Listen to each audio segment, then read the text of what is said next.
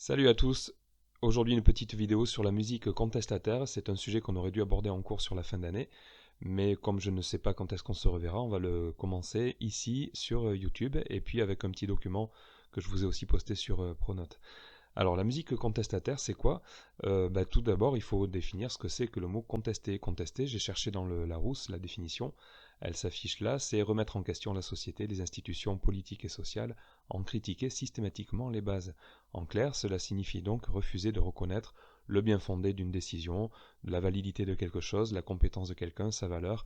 On peut contester à peu près tout et n'importe quoi. Toutes les règles qui régissent notre société, bien sûr, on peut les contester. Alors, une question se pose, contester en musique, oui, mais pourquoi? Pourquoi en musique? Pourquoi pas en politique? Pourquoi pas dans d'autres domaines? Alors évidemment, ça se fait aussi dans d'autres domaines, mais en musique notamment, et on va essayer d'explorer un peu ce domaine-là tout de suite. Alors, pourquoi contester par l'intermédiaire des arts, globalement? Déjà, premièrement, c'est un moyen de toucher le cœur des gens. On leur fait ressentir une émotion, positive ou négative, et lorsque les gens ressentent une émotion, ils deviennent réceptifs au message qu'il y a dans l'œuvre. Donc il y a plein d'artistes qui utilisent cette technique-là, on leur fait une jolie musique, et puis une fois qu'ils sont bien dans notre poche, on va dire, on leur fait passer un petit message, et puis hop, ça passe tout seul, et ça marque les esprits.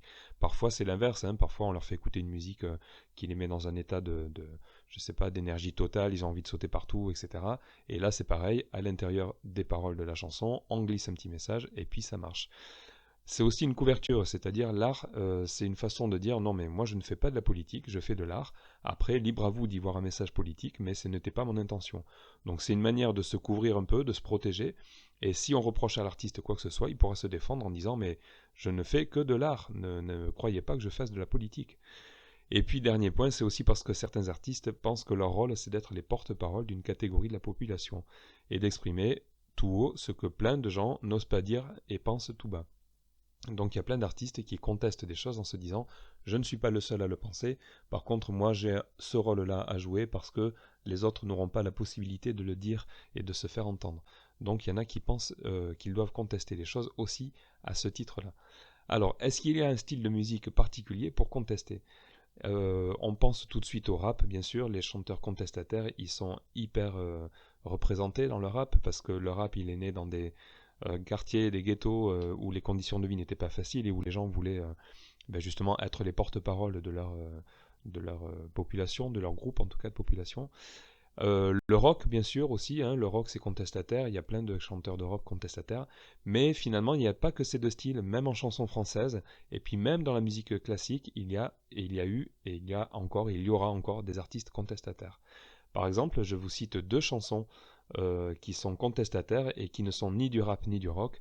Je vous cite la première qui est Lily de Pierre Perret, dans lequel le chanteur dénonce le racisme des Français dans les années 70. Elle a fait scandale, cette chanson, elle a même été interdite sur les radios et sur les télés. Je vous mettrai le lien pour que vous puissiez l'écouter.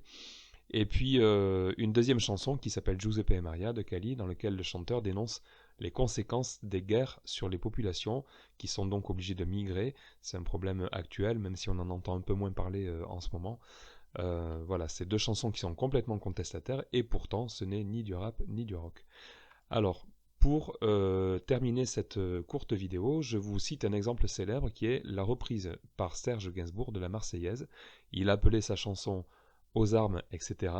Et il a transformé complètement cette musique qui était au départ plutôt guerrière, plutôt voilà, les paroles appellent au combat.